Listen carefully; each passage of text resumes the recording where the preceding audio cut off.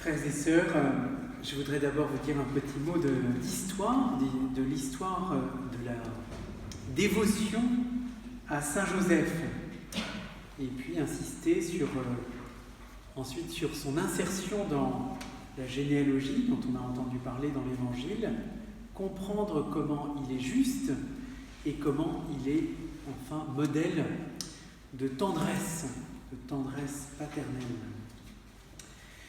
Un petit mot sur la dévotion à Saint Joseph. Vous le savez, parfois il y a un décalage entre la foi, qui est fondée dans l'Écriture.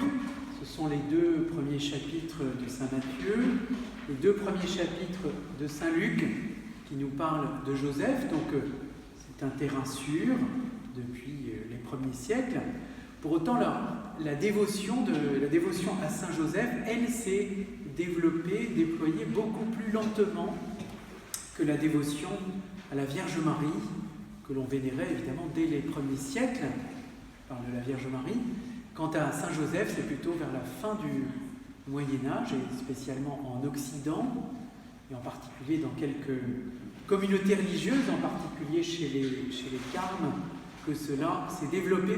Et puis, tout particulièrement au XIXe siècle, si le pape François nous a envoyé une lettre cette année, enfin plutôt l'année dernière, le 8 décembre 2020, c'est que c'est les 150 ans de ce jour où le pape Pie IX, 1870, a déclaré Saint Joseph patron, protecteur, gardien de l'Église, non seulement gardien de la Sainte Famille, mais gardien de toute l'Église, puisque la Sainte Famille, c'est comme la première Église.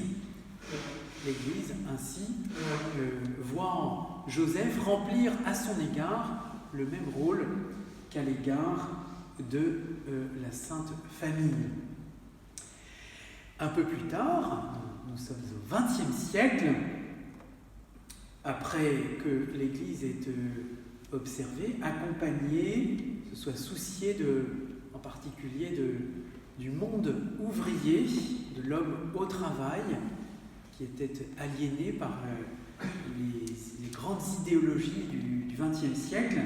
Pie XII a insisté sur la figure de Joseph, Saint Joseph, ouvrier ou artisan, d'où la fête du 1er mai, que nous fêterons comme chaque année à la date qui convient. Donc ça, c'était en 1950. Un autre Joseph, celui que nous aimons tous beaucoup, qui a convoqué le Concile Vatican II, n'ayez pas l'air étonné, je suis Joseph, votre frère, c'est Giuseppe Roncalli, de Saint Jean 23, qui a eu la bonté, la bonne idée d'ajouter Saint Joseph dans la prière eucharistique numéro 1, la seule qu'il y avait à l'époque, ce qu'on appelle le canon romain. Ensuite, le pape François, avant de nous écrire l'année dernière cette lettre, dès qu'il a été élu pape, il a voulu que à chaque messe, dans chaque prière eucharistique, nous mentionnions, c'était en 2013, Saint Joseph, l'époux de la Vierge Marie. Voilà, ce petit point d'histoire de la dévotion pour montrer à quel point se développe une dévotion qui indique que on comprend mieux notre foi grâce à la figure de Saint Joseph qu'on apprend à mieux connaître, lui qui était une figure si discrète. À partir de là, trois mots.